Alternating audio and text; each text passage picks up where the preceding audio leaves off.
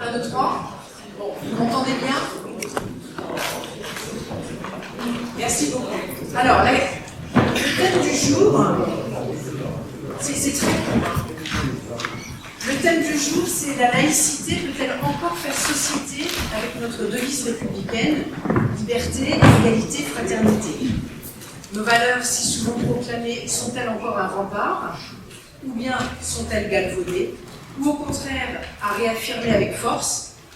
Que signifient-elles au juste? Et est-ce que tous ces mots, ces concepts si chers à nos yeux parlent à tous ceux qui n'appartiennent pas à la case d'intello que nous sommes?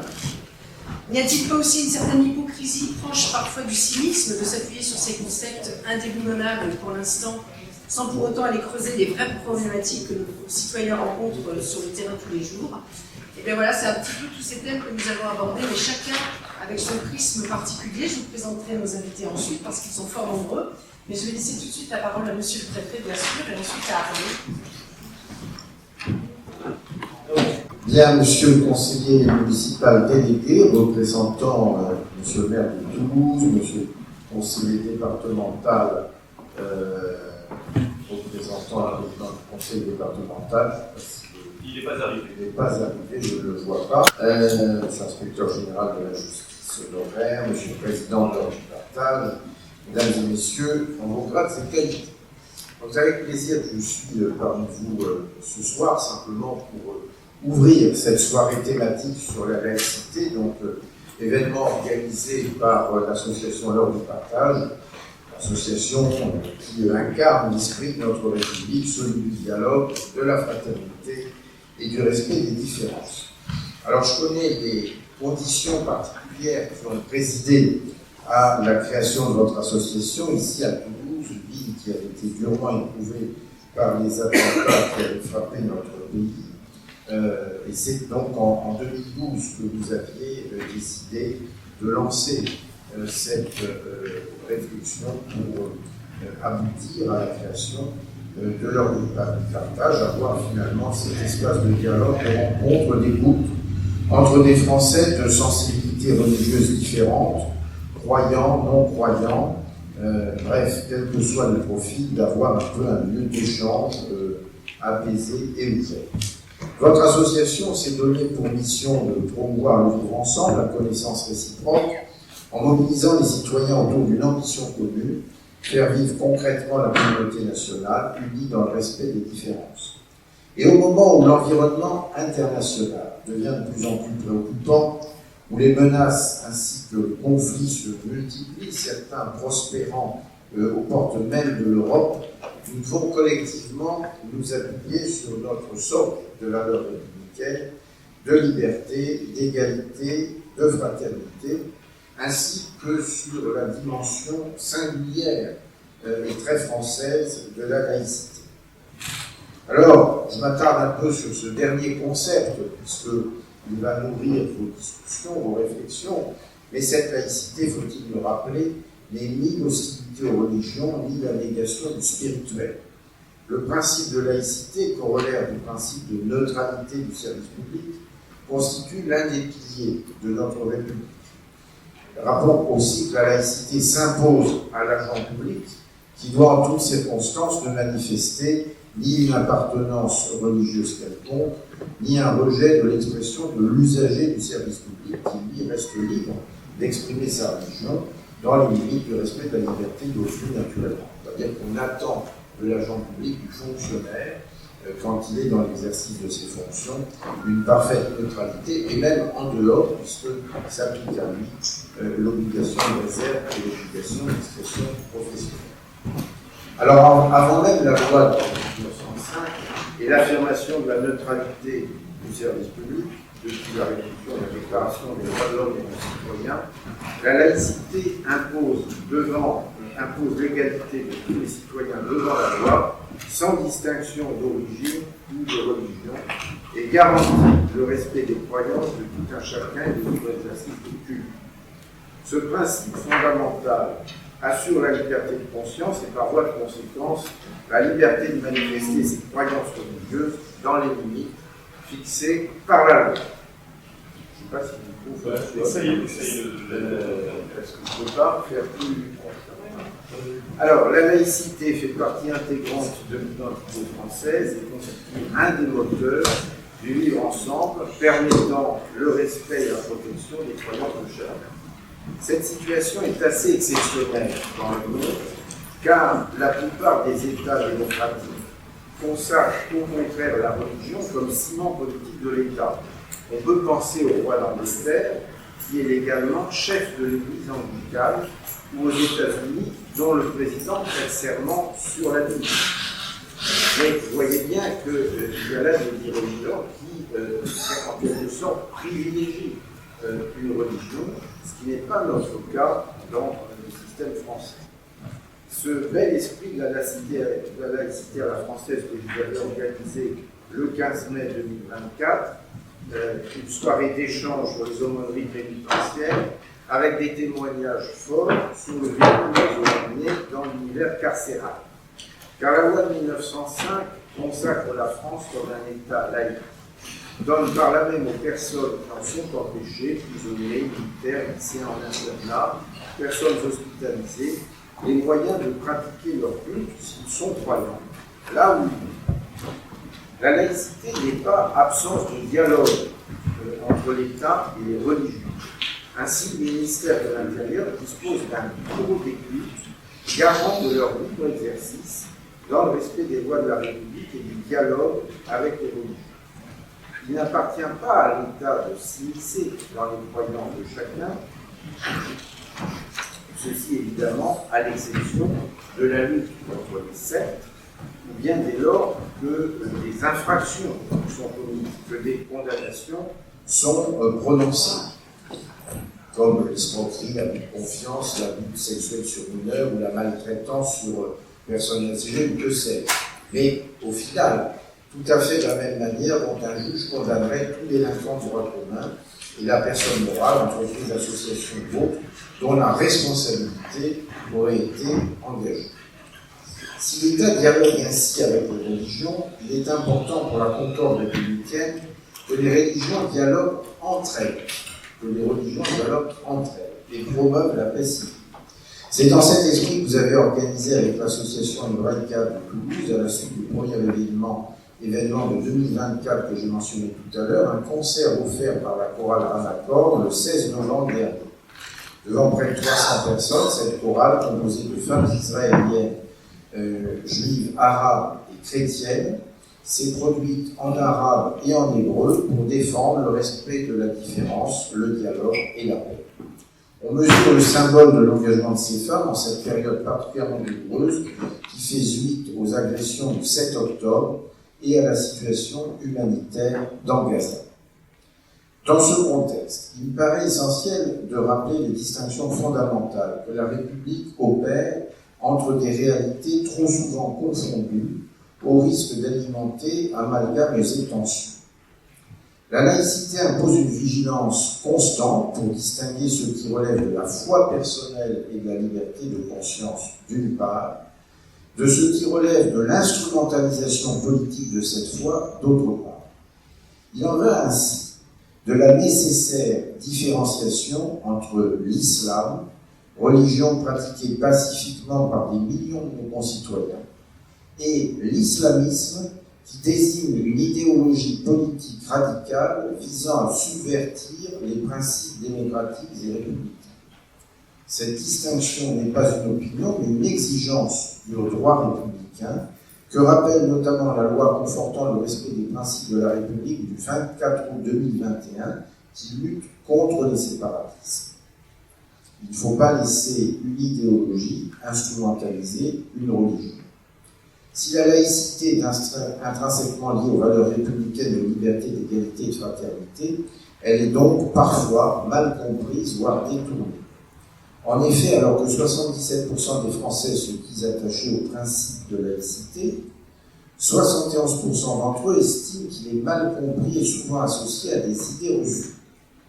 Ainsi, la laïcité exige d'être expliquée, transmise, incarnée. Elle ne doit pas être confondue avec l'interdiction de l'expression religieuse dans l'espace public, même si, à l'évidence, la religion doit se conformer aux principes républicains. Ainsi, avec d'autres acteurs, votre association constitue un creuset, un point d'appui pour celles et ceux qui veulent, dans des soirées telles que celle-ci, rencontrer des personnes de sensibilités différentes et échanger sur ces valeurs. Je salue à cet égard l'implication des jeunes et remercie les élèves de l'Institut Myriam et du collège Avant-Passe pour leur présence parmi nous ce soir. Vous avez, j'ai eu l'occasion de saluer ces jeunes à l'instant, vous avez, jeunes gens, préparé votre témoignage et c'est, je crois, quelque chose de tout à fait important. N'oublie pas en cet instant la mort de Samuel Paty, professeur d'histoire-géographie assassiné devant son collège le 16 octobre 2020, ni celle de Dominique Bernard, professeur de français, lui aussi assassiné dans son lycée le 13 octobre 2023. Un travail de mémoire, mais aussi d'éducation, reste plus que jamais essentiel auprès des jeunes générations pour affirmer la liberté d'expression, la laïcité et le respect de l'état de droit. Monsieur le Président, votre engagement pour le vivre ensemble ne saurait en effet s'accomplir sans une attention constante portée à l'éducation, et tout particulièrement à l'éducation civique. Je vous félicite donc d'avoir pris l'initiative de donner la parole aux élèves au tout début de cette soirée pour écouter ce qu'ils ont à nous dire, de leurs réflexions, mais aussi du quotidien de leur vécu sur la manière dont ils vivent la tolérance et la différence dans leur établissement scolaire, avec ses grandeurs, mais aussi ses difficultés. Car l'école doit rester un lieu d'enseignement et d'éducation, non un lieu de prosélytisme. Avec le chanteur Abdel Malik, je voudrais vous dire à vous, jeunesse du pays, que la laïcité signifie que dans la société, nous sommes définis par notre citoyenneté, mais en aucun cas par notre religion. Voilà, mesdames et messieurs, un très grand trait ce que je voulais dire à titre introductif pour peut-être donner quelques éléments d'appui et de réflexion pour nourrir vos débats, vos discussions, vos échanges. Je prie de bien vouloir m'excuser de ne pas pouvoir assister à la suite de vos débats. Je devrais vous quitter dans quelques minutes. Mais je tenais en tout cas, Monsieur le Président, à vous exprimer la reconnaissance et la gratitude de l'État, à vous-même, bien sûr, à votre bureau, pour le travail que vous réalisez au service de nos valeurs républicaines, dont soi-disant remercie. Vive la République, vive la France. Je vous remercie.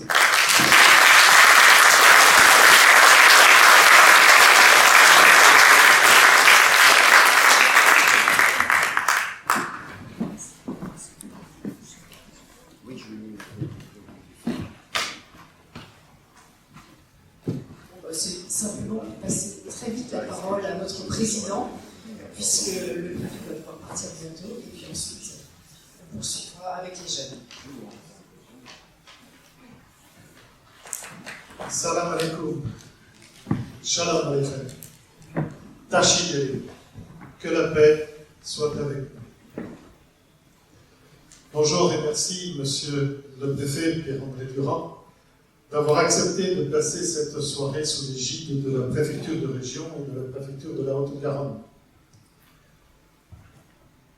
Bonjour et merci, M. Jean-Paul Bouche, conseiller municipal délégué en charge de la laïcité de Toulouse Fraternité, conseil de la laïcité dans lequel notre association est engagée, représentant ce soir M. Jean-Luc Houdin, maire de Toulouse. Bonjour, mesdames et messieurs les conférenciers, je laisse le soin à Mme Sandrine Burke, secrétaire générale de notre association, de bien vouloir vous présenter tout à l'heure. Bonjour, mesdames et messieurs, chacun en vos grades et qualités, vous remerciant tous ce soir de votre présence à cette veille de fête. Permettez-moi toutefois de mettre l'accent sur la présence ce soir d'élèves et d'enseignants du collège Avant-Passe, accompagnés de leur directrice, Mme Mimouna Siali, et pour l'Institut Myriam, de leur chef d'établissement, M. Simon Coste-Garriguet. Sont présents également dans l'Assemblée M. Thalès Arrojou, pasteur de l'Église protestante unie de France à Toulouse, M. Faisal Benafla, secrétaire général de la mosquée du Mirail, le pasteur Didier Berdis, président du pôle toulousain de la Fédération protestante de France, Monsieur le pasteur, Gilles Christian Gilles de l'Église protestante unie de France, le rabbin Yosef Matuzov, dont je ne citerai qu'une de ses seules, un de ses seuls engagements, entre autres, effectivement, celui de directeur pédagogique du collège et lycée hors Torah. Voilà, c'est ce que je disais. J'aurais pu effectivement venir vers toi tout à l'heure. Et j'espère n'avoir oublié personne dans l'Assemblée. Soyez tous, en tout cas, les bienvenus à notre soirée ce soir. Quand l'incantation ne suffit plus, il faut des actes. Nos valeurs, si souvent proclamées, sont-elles un rempart? Lors du partage, met en avant les valeurs exigeantes de notre triptyque républicain, liberté, égalité, fraternité. La liberté est un art, celui de vivre ensemble, ne pouvant se concevoir sans prendre en compte la liberté des autres. L'égalité est un postulat, c'est reconnaître chaque être humain pour ce qu'il est et non pour ce qu'il a.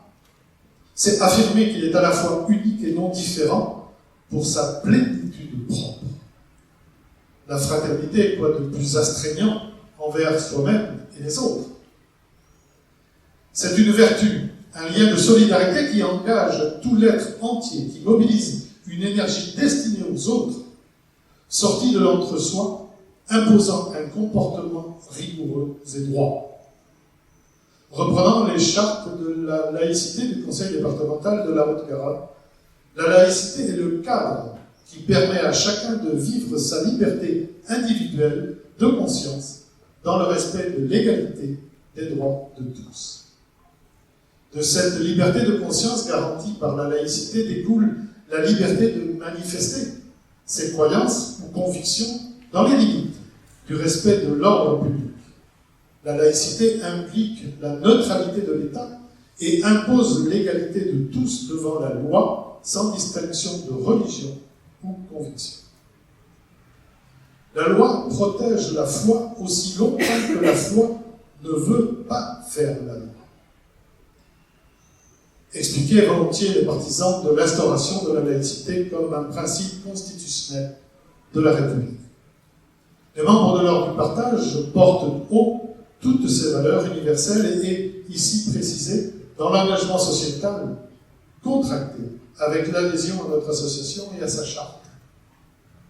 Oui, depuis maintenant plus de 10 ans, nous avons osé rêver.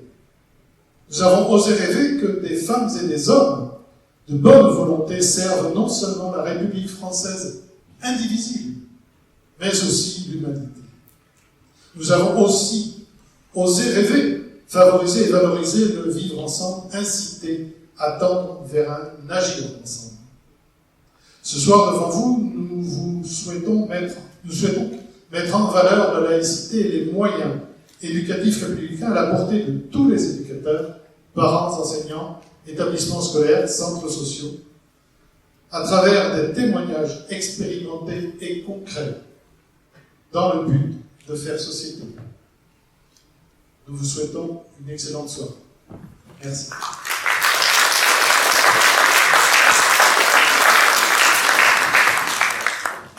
Je salue la ténacité de notre président et son obstination qui nous permet de réussir ce genre de réunion parfois tellement difficile à construire. Donc merci à toi aussi.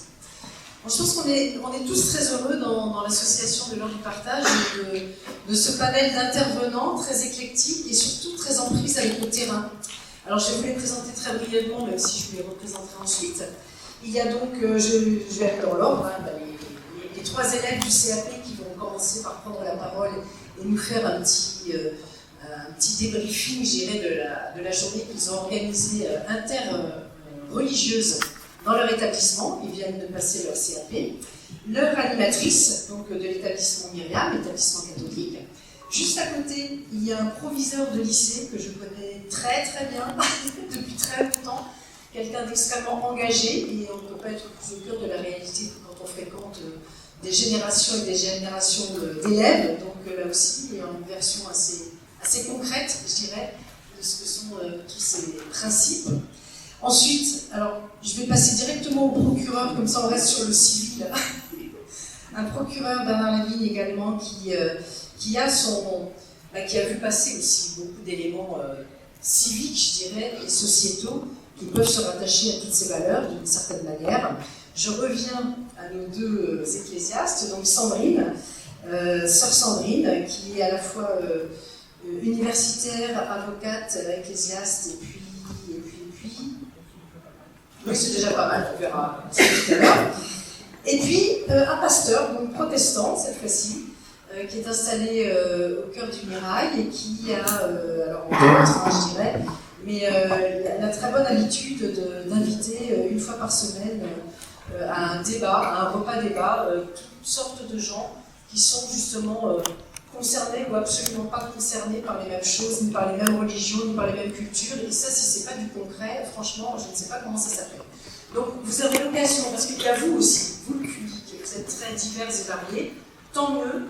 J'aimerais beaucoup qu'on ne soit pas trop institutionnel dans cette soirée, que vous preniez régulièrement la parole, que vous tendiez la main, n'importe quoi, à un moment donné, que ce soit extrêmement interactif, afin qu'on puisse entendre aussi ce que vous vivez, parce que c'est presque ça le plus intéressant finalement, et c'est de cela qu'on est le plus souvent coupé.